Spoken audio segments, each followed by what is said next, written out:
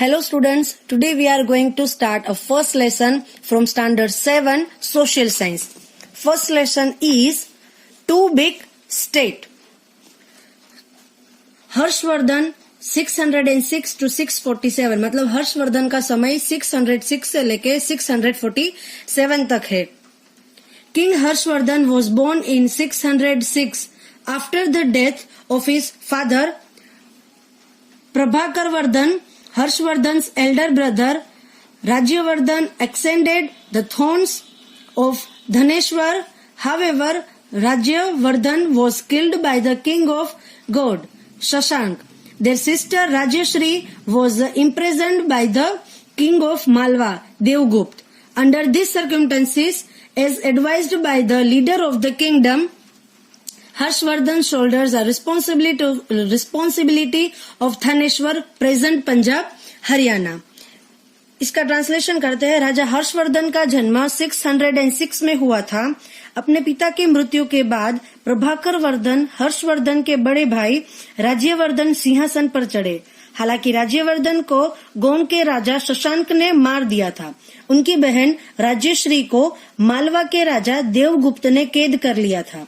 इन परिस्थितियों में जैसे कि राज्य के नेताओं ने सलाह दी कि हर्षवर्धन को थानेश्वर यानी कि वर्तमान पंजाब हरियाणा की जिम्मेदारी निभानी चाहिए. Immediately after ascending the thrones, he decided to free his imprisoned sister Rajyashri. In the meanwhile, she had escaped from the clutches of Devgupta and ran away into the Vindhya forest. He went in a search for his sister and with the help of the people living in a forest and a Buddhist hermit, Dwarkamitra, he stopped her from committing sati. Since Rajyashri's kingdom, Kannauj, Uttar Pradesh, was without any king at that time, Harshvardhan becomes its ruler. Later he defeated Devgupta, the king of Malwa.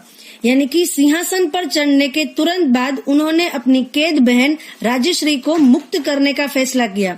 इस बीच वहां देवगुप्त के चंगुल से छूटकर विंध्य के जंगल में भाग गई थी. वहां अपनी बहन की तलाश में गया और जंगल में रहने वाले लोगों और एक बौद्ध भिक्षु दिवाकर मित्र की मदद से उसने उसे सती होने से रोक दिया. चूंकि राज्यश्री का राज्य कन्नौज यानी कि उत्तर प्रदेश था, उस समय कोई राजा नहीं था. हर्षवर्धन उसका शासक बन गया. बाद में उन्होंने मालवा के राजा देवगुप्त को हराया. As part of his preparation to launch an attack on Shashank, the Gond king, he formed an alliance with the king of Kamrup, मतलब कि Assam, Bhaskar Varman. With the help of a large army, he defeated the Gond king and won over a major part of his kingdom. He also conquered Malwa and Saurashtra, but was unsuccessful in defeating Pulkesi II, king of the Chalukya dynasty of South India. After 7 successive victories, here Thaneshwar emerged as a large kingdom in North India. यानी कि शशांक गोंड राजा पर हमला शुरू करने की तैयारी के तहत उन्होंने कामरूप यानी कि असम के राजा भास्कर वर्मा के साथ गठबंधन किया. एक बड़ी सेना की मदद से उसने गोंड राजा को हराया और अपने राज्य के एक प्रमुख हिस्से पर जीत हासिल की.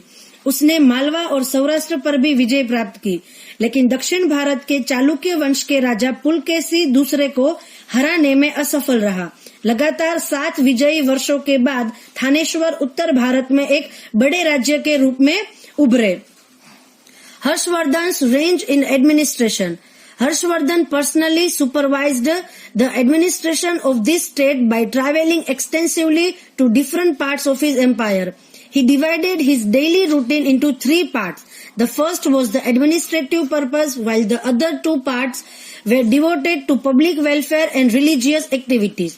He was so diligent in carrying out of his administrative responsibilities that at times he even forgot to have his मिल.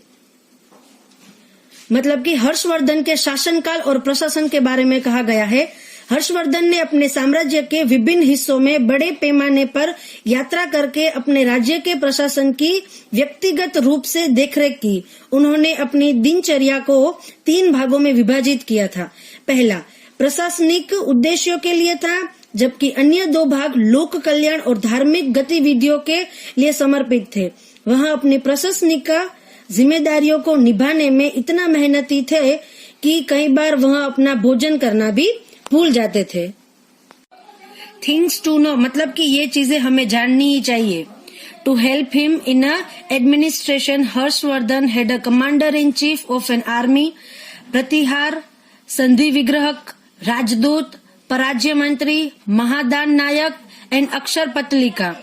मतलब कि प्रशासन में उनकी मदद करने के लिए हर्षवर्धन के पास सेना का कमांडर इन चीफ, प्रतिहार मतलब कि द्वारपाल था, संधि विग्रह मतलब विदेश मंत्री थे, राजदूत मतलब कि राजदूती होते, पराज्य मंत्री, महादान नायका मतलब कि चीफ जस्टिस और अक्षर पालिका मतलब कि registrar. Imprints left by Harshvardhan मतलब कि हर्षवर्धन द्वारा छोड़े गए निशान। Harsha built many rest houses, well, step wells, lakes, mathas and viharas and also prohibited animal slaughter. Every year he organized a Buddhist religious meet and every 5 years he would organize a huge religious congregation at Prayag. There he would donate generously till his entire treasury was emptied and would even give away the ornaments he would be wearing at time. यानी कि हर्ष ने कई विश्राम गृह, कुएं, step कुएं, झीलें, मठ और विहार बनाए और पशुवध पर भी रोक लगा दी। हर साल उन्होंने एक बौद्ध धार्मिक बैठक आयोजित की और हर 5 साल में प्रयाग में एक विशाल धार्मिक मंडली का आयोजन किया। वहाँ तब तक उदारता से दान करेगा जब तक कि उसका पूरा खजाना खाली नहीं हो जाता और वहाँ उस समय पहने हुए आभूषणों को भी छोड़ देता। The great Sanskrit poet and writer Ban Bhatt adorned his court. His famous works Harshcharit and Kadambari are famous even today. We come to know about many important aspects of King Harshvardhan's region from Harshcharita. King Harsh himself was a writer and wrote 3 plays, Naganand, Ratnavali and Priyadarshika. यानी कि महान संस्कृत कवि और लेखक बाण भट्ट ने उनके दरबार को सुशोभित किया। उनकी प्रसिद्ध रचनाएं हर्षचरित और कादम्बरी आज भी प्रसिद्ध है। हमें हर्षचरित से राजा हर्षवर्धन के शासनकाल के कई महत्वपूर्ण पहलुओं के बारे में पता चला। राजा हर्ष स्वयं एक लेखक थे और उन्होंने 3 नाटक नागानंद, रत्नावली और प्रियदर्शिका लिखे हैं। अब आगे बढ़ते हैं। Emperor Harshvardhan's empire, Nalanda university, Nalanda विद्यापीठ आपने सुना ही होगा। King Harsh extended all possible assistance to Acharya Shilbhadra and made Nalanda into a world-famous university. The university had access to the revenue of 100 villages given to them by King Harsh for its upkeep and maintenance. Renowned chemist Acharya Nagarjuna, who proved that iron, arsenic and mercury ash could be used as a medicine, also belonged to Nalanda University. यानी कि सम्राट हर्षवर्धन का साम्राज्य नालंदा विश्वविद्यालय, राजा हर्षवर्धन ने आचार्य शीलभद्र को हर संभव सहायता प्रदान की और नालंदा को विश्व प्रसिद्ध विश्वविद्यालय बना दिया। विश्वविद्यालय यानी कि यूनिवर्सिटी।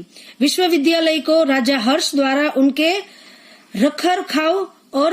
रखरखाव के लिए दिए गए 100 गांवों के राजस्व तक पहुंच थी।